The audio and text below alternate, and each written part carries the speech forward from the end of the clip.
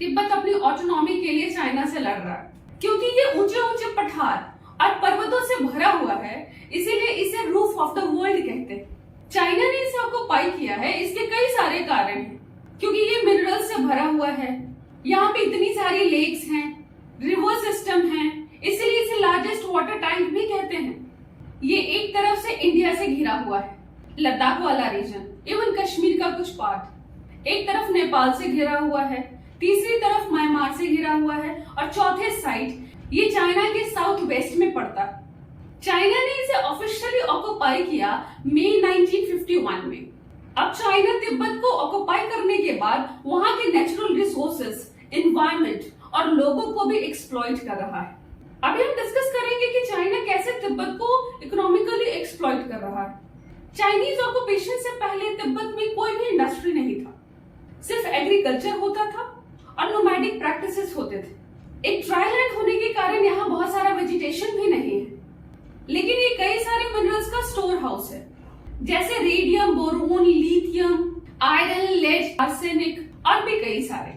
जब चाइना इस जगह पे आई तो उसने देखा कि ये इंडस्ट्रीज के रॉ मटेरियल के लिए, ओर्स के लिए पोटेंशियल जगह है, तो उसने एक्सट्रैक्शन और माइनिंग शुरू कर दी। और इसी एक्सट्रैक्शन और माइनिंग से वो अपनी बड़ी बड़ी इंडस्ट्रीज चला रहा है और बदले में तिब्बत के लोगों को एक्सप्लॉइट कर रहा है। आज के डेट में चाइना लार्जेस्ट कंज्यूमर है एनर्जी का, और 70% एनर्जी का सोर्स है कोल, और तिब्बत कोयले का भंडार है। क्योंकि चाइना का ईस्टर्न पार्ट काफी पोल्यूटेड हो रहा था, इसलिए उसने तिब्बत में माइनिंग शुरू की और कोल को निकालना शुरू किया। लेकिन कोल माइनिंग जिस जगह पे हो रही है वो मोस्टली एरिया ऐसा है जहां पे वहां के नोमैड्स ग्रेजिंग करते थे। लेकिन अब तिब्बतन नोमैड्स को चाइनीज गवर्नमेंट के ऑर्डर्स पे उस लैंड को खाली करना पड़ रहा है, और माइनिंग से निकला हुआ वेस्ट प्रोडक्ट पानी में मिलकर उसे अनसेफ बना देता है और वो पानी पीने लायक नहीं रहता। चाइना वर्ल्ड का लार्जेस्ट प्रोड्यूसर है कॉपर का, और अकेला तिब्बत के पास 13 मिलियन टन है कॉपर के। मतलब चाइना का 1/6 प्रोडक्शन तिब्बत से होता है।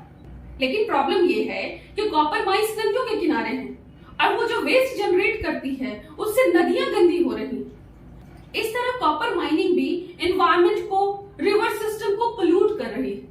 जबकि चाइना ऑफिशियली इस बात को बता नहीं रही है, वो कोई स्टैटिस्टिक्स नहीं दे रही है कि वो कितना गोल्ड निकाल रही है तिब्बत से।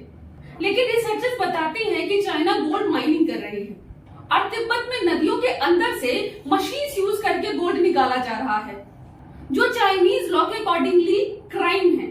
जबकि चाइनीज लॉ ये परमिट नहीं करती कि नदियों के अंदर किसी भी तरह की मशीनरी का यूज किया जाए या कोई छेड़खानी की जाए। लेकिन चाइना अपने ही लॉ को वायलेट करके तिब्बत की नदियों में ये सब कर रही है, और वहां की नदियों को गंदा कर रही है। लिथियम जो कार बैटरीज या कई तरह की बैटरीज बनाने के लिए यूज किया जाता है, उसे प्रोड्यूस करने के लिए चाइनीज गवर्नमेंट ने लीज दे दिया है वहां की इंडस्ट्रीज को। लेकिन वो लीज दिया गया है तिब्बतन लेक्स के आसपास के एरिया को। इवन चाइना के दूसरे पार्ट्स में लिथियम प्रोड्यूस होने से जो टॉक्सिक मटेरियल्स निकलते हैं उसे डिस्चार्ज किया जाता है तिब्बत के एरिया में, जिससे वहां पे पोल्यूशन होता है, वहां की लेक्स में फिशेस मर रही है और एनवायरनमेंट डिग्रेड हो रहा है। क्योंकि तिब्बत वर्ल्ड का लार्जेस्ट टैंक ऑफ वाटर है, इसीलिए वहां पे हाइड्रो इलेक्ट्रिक पावर प्लांट्स का बहुत स्कोप है, वहां पे थर्मल पावर का भी बहुत स्कोप है। चाइना तिब्बत को और कई तरह से एक्सप्लॉइट कर रहा है, जिसे हम अगले वीडियो में डिस्कस करेंगे।